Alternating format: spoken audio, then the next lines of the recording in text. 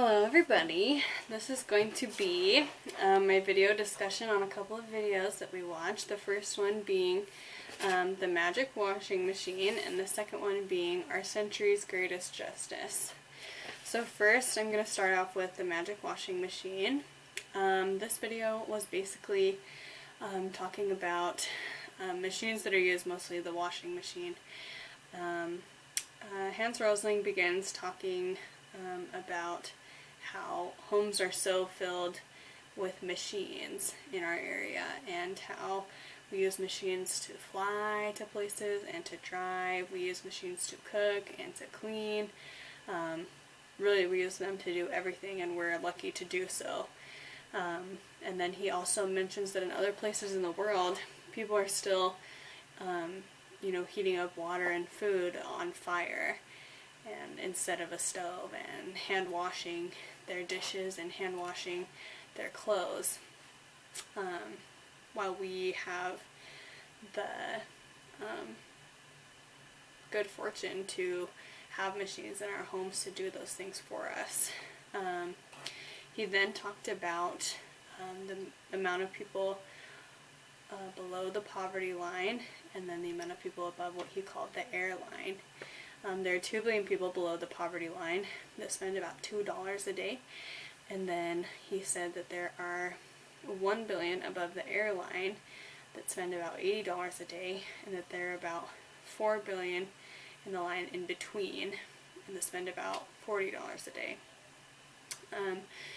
He talked about that when he asked some of his economics students, or not economics students, excuse me, environmentalist students, about these washing machines and about those around the world who don't have washing machines.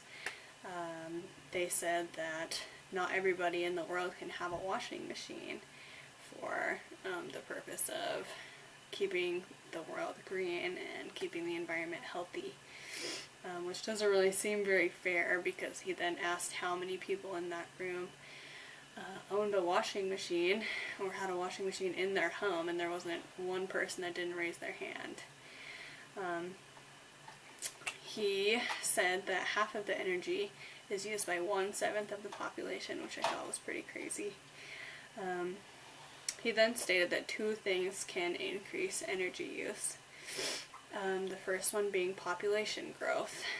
He said this one didn't have that much of an effect, but as the population grows, then maybe they will increase the number of machines that they use in their homes, another washing machine, or things like that. And then he said the second thing is economic growth, and this will help or increase energy use by a lot, because it allows the people to jump the lines that separate them, even though still the richest people will use the most energy.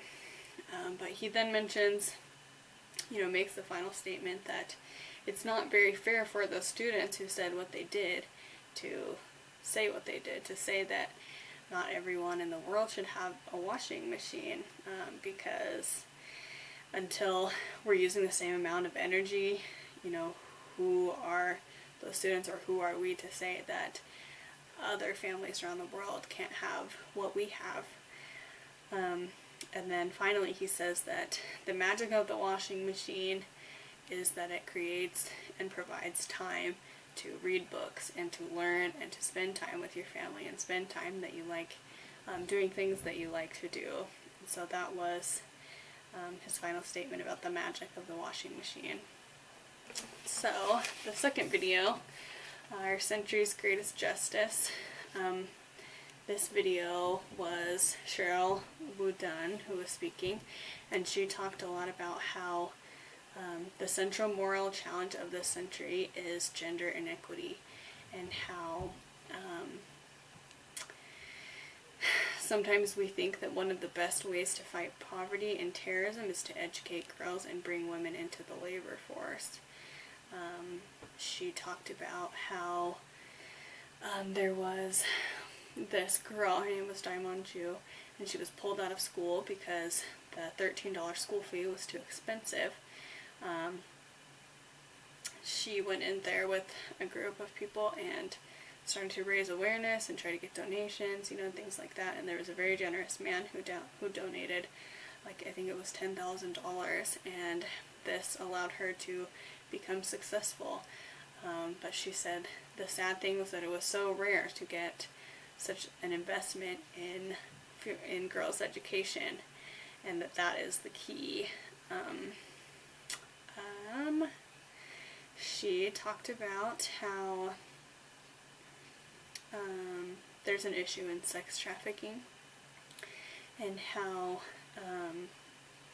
she also talked about slaves, and how a slave back then, back in the, I think it was the 1780s, she said a slave was worth $40,000, and how today a girl is bought for a few $100s, which is just really awful and sickening to think about.